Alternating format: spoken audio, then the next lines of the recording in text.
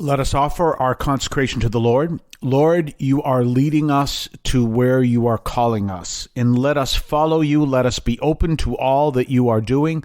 Let us be open to the glory of your name. Let us be open to serving you in ways that glorify your name. And we ask this through Christ our Lord.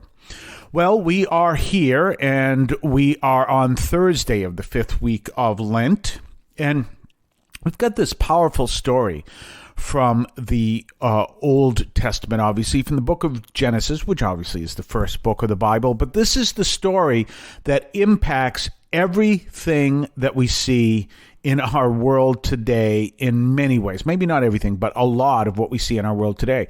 This is the part where the Lord makes a covenant with who was then called Abram. He's not called Abraham until after the covenant. And then he gives to Abram, who becomes Abraham, the land on which the Jews are today, that land we call Israel. And this is where everything to do with Israel begins. And obviously there is that tension that comes between those two forces, so to speak, the Israel and those forces around Israel. But this is the land that the Jews will say the Lord gave to them. Now, other people don't believe that. And so you have this big struggle. But it's a fascinating thing. And the struggle between everyone on this land actually goes back to this particular reading today in the 17th chapter of Genesis, where, now, again, let's go back to a word I used yesterday that's important for us to understand, and that word is evolution. Now, I will say again, a lot of people will say, wait a minute, I don't want to hear about this evolution. There's even a movement in the Catholic Church which is called Young Earth Creationism that does not believe in evolution and believes that the first books of the Bible, all the books of it, but the account in Genesis is a literal account. Well, we don't necessarily, all Christians don't necessarily believe that, but even whether you believe that or not, that's what we would call biological evolution that people have issues over. But as I said yesterday, very clearly there's another form of evolution. Very clear there are other forms. There's cultural and there's spiritual. There is scientific. There's all different forms of evolution. Let me give you an example. I used this on Monday. If you went back to the time of Alphonsus Liguori and you had some kind of a disease, he would send you to your doctor so that your doctor could leech you, which means to put leeches on your body that would take blood out of your body, and the leeches would take away these awful diseases. There's nothing scientific about any of this, but its science at the time believed that this was true. So there you have this leeching, which was a practice that people believed it worked. Today, we'd look at that and say, that's kind of ridiculous. We would also look at that and say, no, we ain't putting no leeches. We ain't putting no leeches on our body here. Absolutely not. Get the leech away from me. But back then, they thought this was acceptable. On the same time, okay, so I don't want to get too graphic here, but I can give you an example. On the same corner, on the same level, one of the other things that was used were, maggots that were used back then to control infection. And turns out they're still used now. They're called sterile maggots.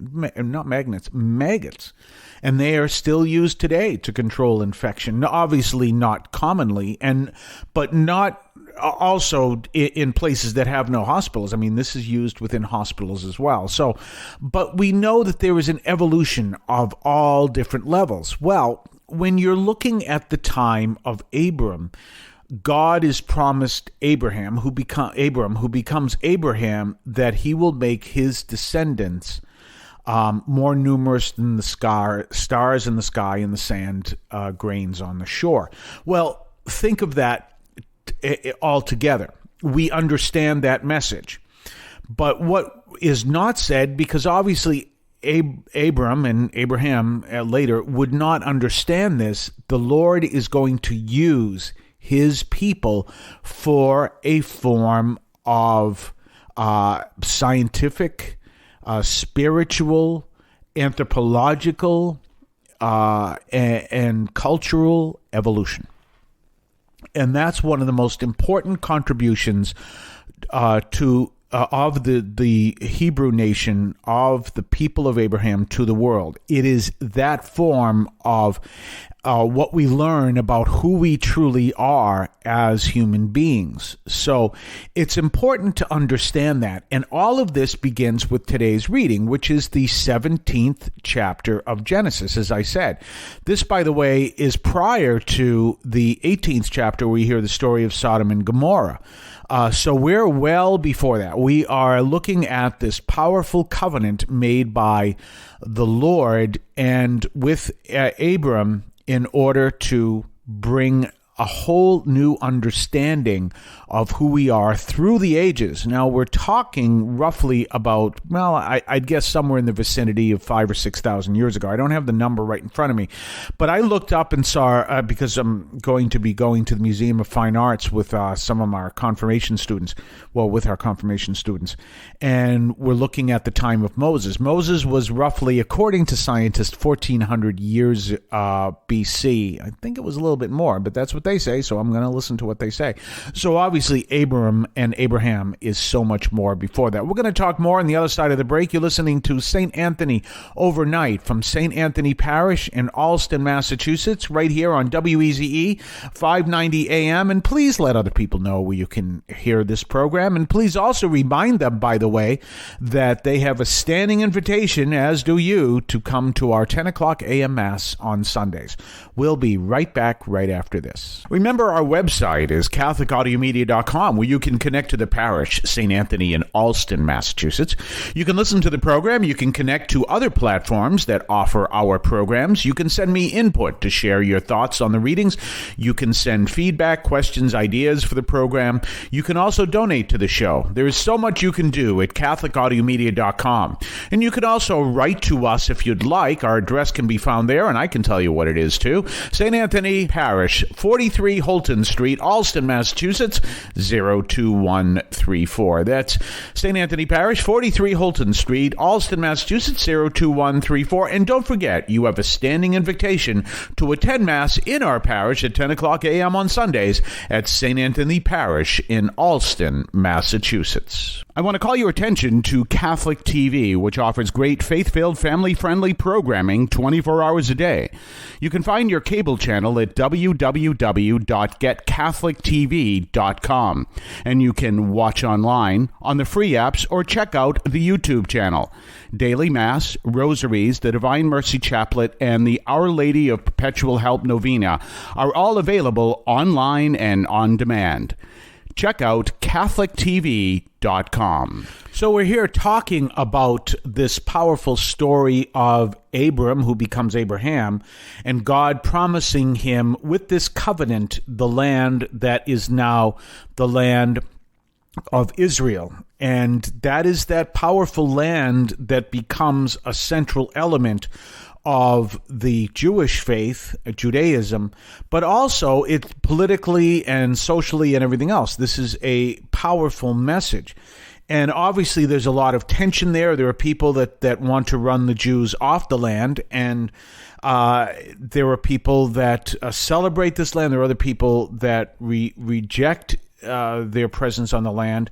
But we as Christians realize, and Jews realize, that God is speaking to the people of the world through the presence of the Jews and others on that land. There's a powerful message there.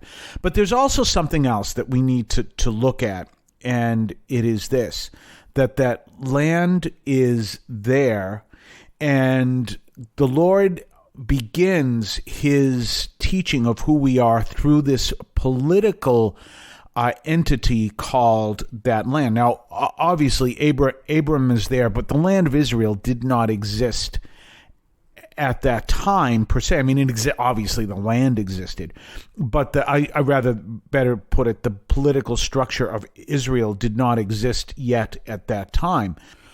Eventually, you see through the process that we can see in the Old Testament, the nation of Israel. And the thing to understand within the Jewish concept is that land also becomes a way that the Lord communicates to his people.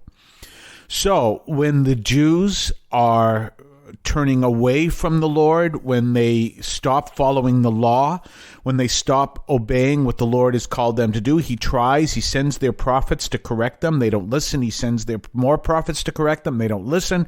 And eventually he has to send the most powerful message. And what does he do? He takes them off the land.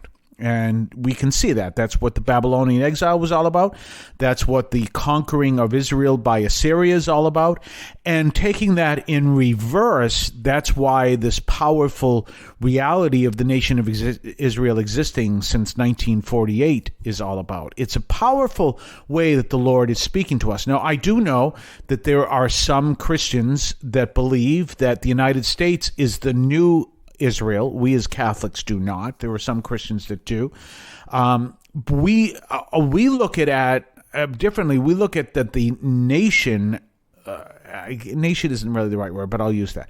The nation, the people that the Lord has called to be his own, are no longer defined within the political structure that is Israel, or a specific land that would be, for example, the United States, but through the people, because we believe that through the law being written on our hearts. So we as Catholics don't believe that the United States is the new Israel.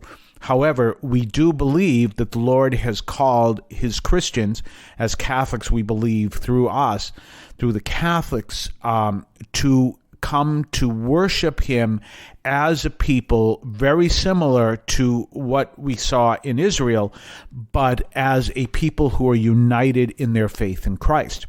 And so it's a whole new understanding, but it's an understanding. Remember, it's all about a form of evolution. It begins with the Jews. The Lord communicates to his people, to the Jews, and as this through the Jews, and as this evolution continues, it's spiritual, it's a cultural, it's an intellectual, it's a scientific, etc., etc., etc., which we cannot deny exists. We can see that in our history. That's very obvious.